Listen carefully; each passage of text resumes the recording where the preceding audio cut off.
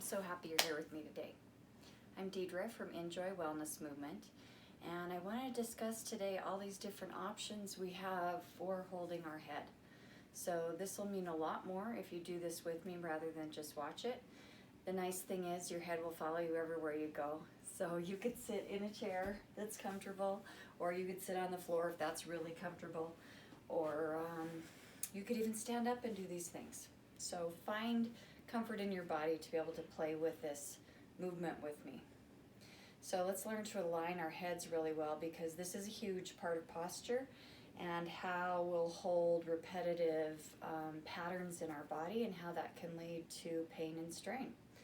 So let's talk about the options that we have. We'll talk about the simple options for movement, and one is chin down and chin up. So just draw your chin down towards your chest, and then just draw a straight line with your nose and bring your head up without collapsing too much in the back of your neck. So I'll show this from the side. Just go down and up with your head.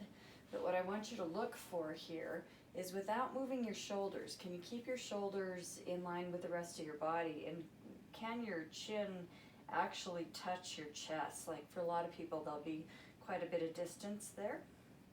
So just notice how much range of motion you have here. And when you bring the nose up, you might even need to support the back of your neck. So if there's any pain in your body, make sure you support. If there's still pain in your body, that's your body saying, nope, that's not good for me. Leave it out if that's the case. No pain. So that notion of no pain, no gain, just get it out of your little brain tape right now. So chin down, chin up. So when you bring the chin up, think about really lifting and lengthening, like a turtle coming out of the shell. So I like to think about no wrinkles in the back of my neck. Very different than just collapsing the back of my neck back. That's really bad for your neck. So chin down, chin up. Doesn't mean you can't roll your eyes up, but don't collapse into the back of your neck. That just compresses those discs in between each one of our vertebrae there. I want you to feel now when you do this, what happens when you bring your chin down. If you weren't managing or paying attention to your shoulders, what likely would happen is the chest would pull in and your shoulders would come forward when your head is down. That's what happens when we're working on computers often, or if we're texting. Okay, so it's a position you might actually hold more than you realize. Most of us won't hold that head up position unless you're a painter perhaps, or a cloud watcher. I'm a cloud watcher, that's why I say that. Just lie down on your back if you're gonna do that. Good, come back to center. So chin down, chin up. The next action that we have there, remember that's simple, that's just straight in one line. We also have all these different vectors. So the chin down could go here and here and here and here, and back to the other side, up, down, up, down, up, down. These are just the simple positionings. Turning your head right and left is the next. So if your nose is center, manage your shoulders. So shoulder blades come down and into the back. That just leaves your chest open. And just turn your head right to left. And just get curious about the range of motion that you have there, so you can kind of judge what you can see with your eyes when you turn, like in your peripheral vision, when you turn your head right to left. And you might just notice that it's harder to turn your head one way. It feels more restricted than another. So just get curious about that. This is all just good information for you. You're having a conversation with your body right now. And then you might even notice that when you turn your head to one side, maybe the head cocks or moves a different direction. So you're just seeing what fluidity you have there. Just with no judgment right now, we're just playing with some movements that are options for you. Okay? And for some of us, they may not be options.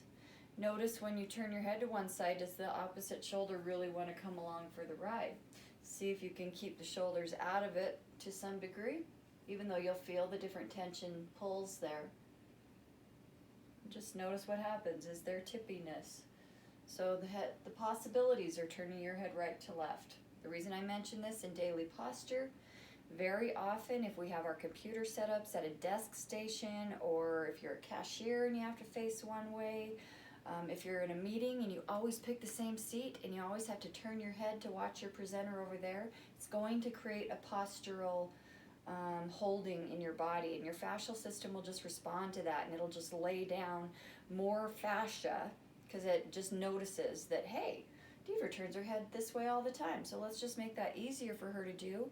And it doesn't discriminate whether that's good or bad for you in the long run. It's just trying to help you out to get through your life, and the tissue's so sensitive, it's just always paying attention to what you're doing. I also will, when I sleep, I have a tendency to drop my head over to one side. So one thing that you can do if you notice that you do that too, I put a pillow on each side of my head. I am a back sleeper to start with, and then I toss and turn all over. But at least for a few hours at night, my head doesn't drop over to that side. So any little things that you can do even matter a lot for those postural holdings. Okay, another position, we could tilt our ear, okay, so, or tilt your head, and your ear will draw down towards your shoulder. So feel that. Notice if your shoulder's trying to come up to the ear. See if you can let your shoulders, imagine like a warm rice bag on the shoulders, weighting them down a bit. Just let the head drop. Notice how much tension is over in the other side of your neck. Lift it back to center, so mindfully move here. So that means watch yourself move. So we're not just flopping our head around. I like to close my eyes. It just shuts out some of the external distractions that give our brains a lot more to think about. Right now you want to be thinking about what is really happening internally. So really go in and feel.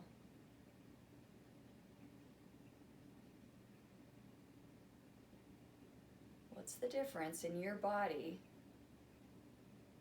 when you tip one direction as opposed to the other?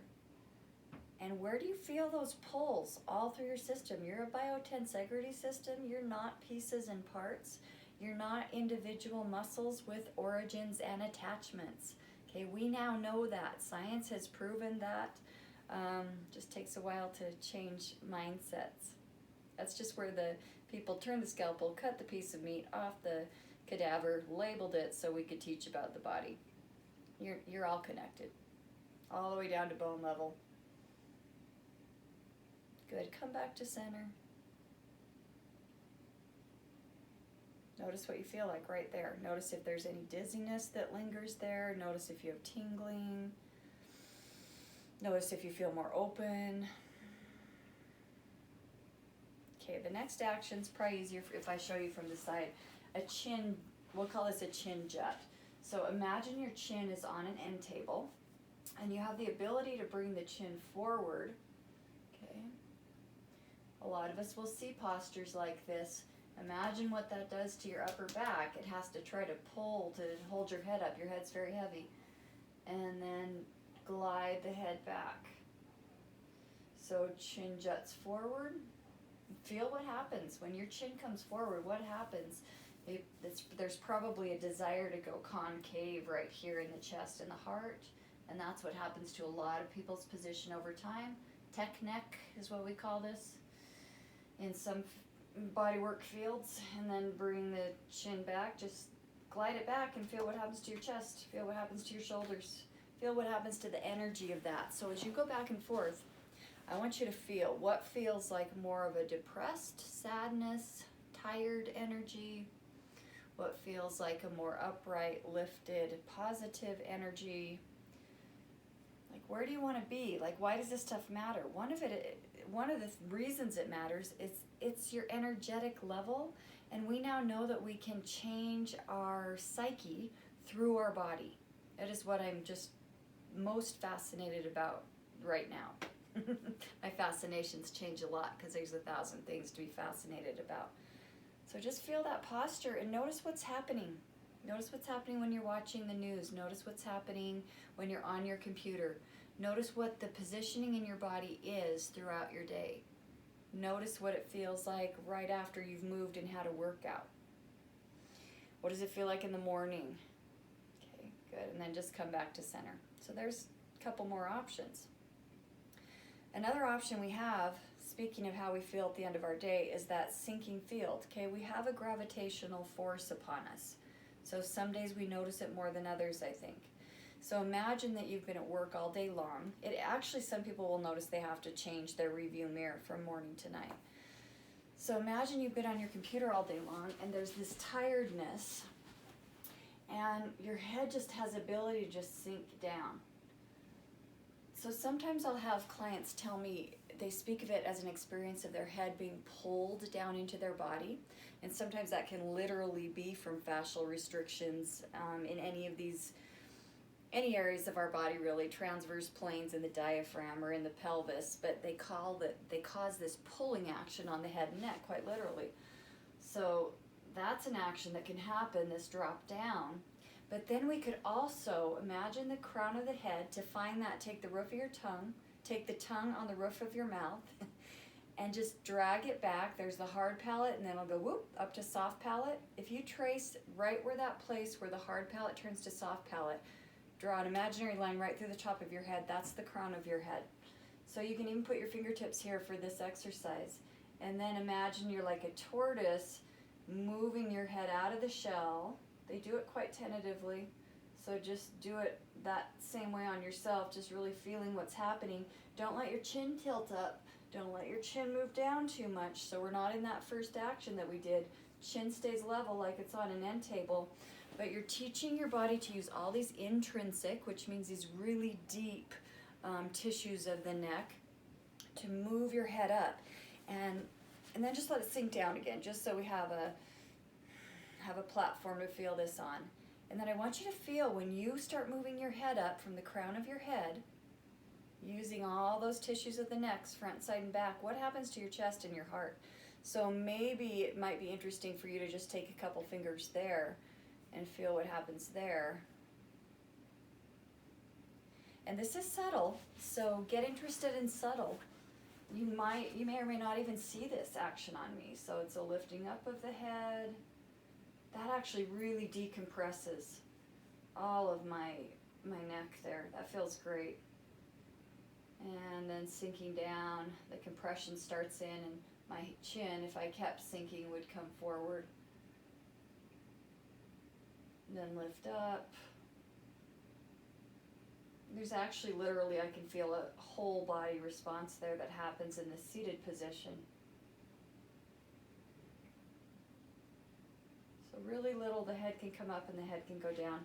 Okay, those are simple actions, and there's 1,000 variables and different arcs and different angles that could be explored within those.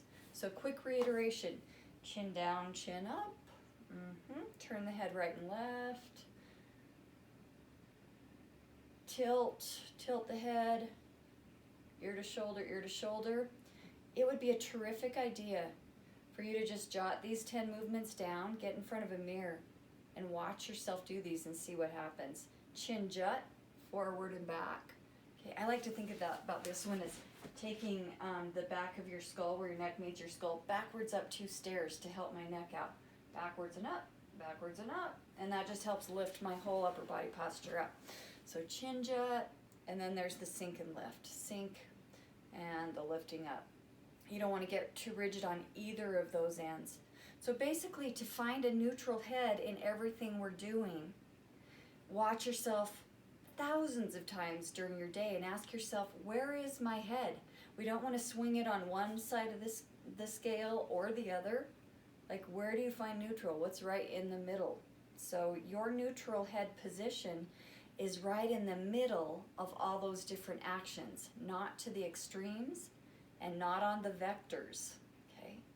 Find your neutral neck position. I dare you. It's your homework today. Thanks for showing up for me. Thanks for showing up for you. Have a beautiful rest of your day. I love you.